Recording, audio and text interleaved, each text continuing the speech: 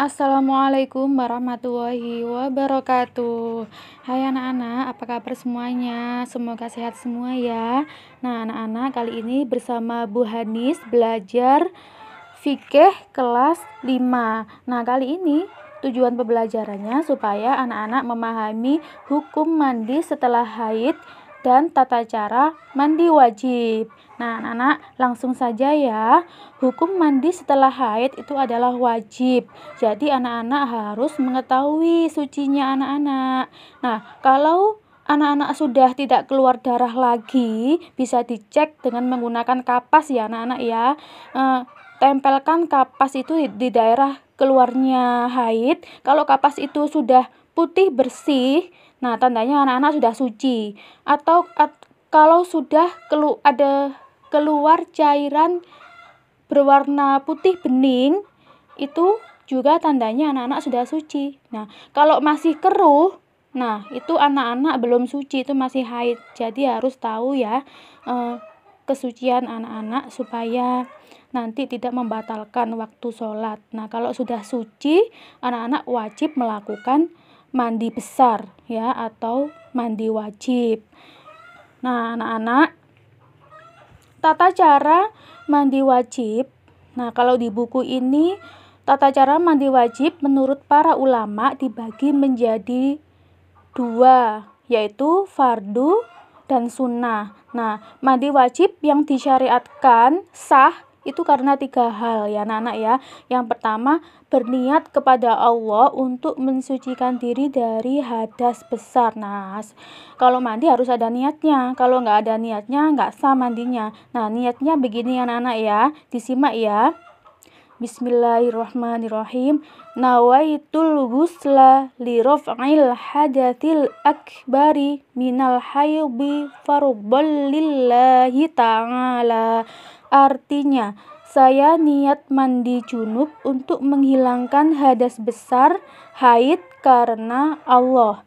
Nah, itu niatnya harus hafal ya anak-anak ya, karena sudah besar semua. Nah, sudah waktunya.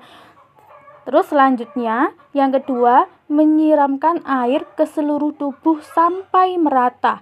Nah, kalau anak-anak mungkin pakai cat kuku waktu haid, cat kukunya itu harus dihilangkan dulu.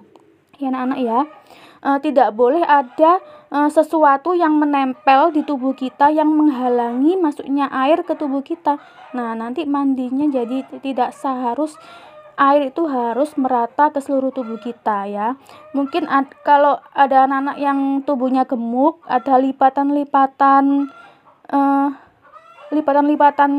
tubuh, nah itu harus digosok semua, harus kena air semua ya. Mungkin di ketiak, di selangkangan, mungkin ada perut yang melipat, itu harus terkena air semua anak-anak ya.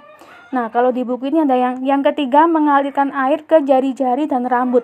Nah, rambut-rambut ini harus basah semua, harus dipilah ya supaya rambutnya basah semua. Nah, jari-jari ini juga harus di sela-sela supaya basah semua.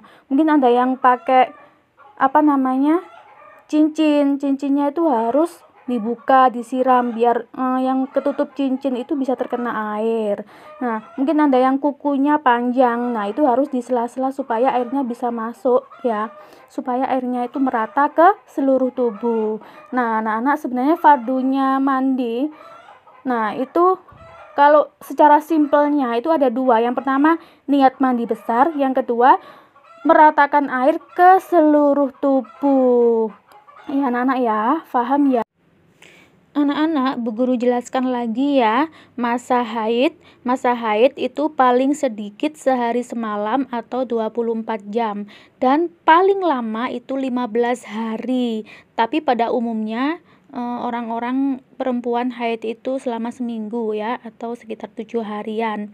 Nah, anak-anak, kalau lebih dari 15 hari masih keluar darah, itu namanya bukan haid lagi, tapi namanya istihadhah. Kalau udah lebih dari 15 hari, anak-anak harus mandi ya, harus mandi wajib karena anak-anak sudah diwajibkan untuk melakukan sholat.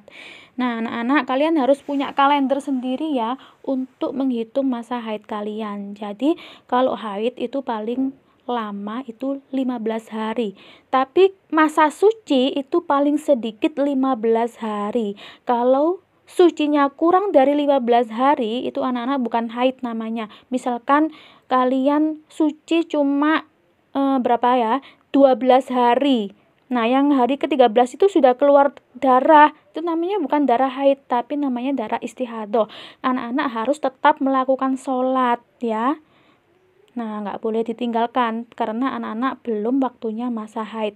Tapi kalau sudah hari lebih dari hari ke-15, hari ke-16, anak-anak boleh tidak sholat. Itu namanya sudah dihukumi darah haid.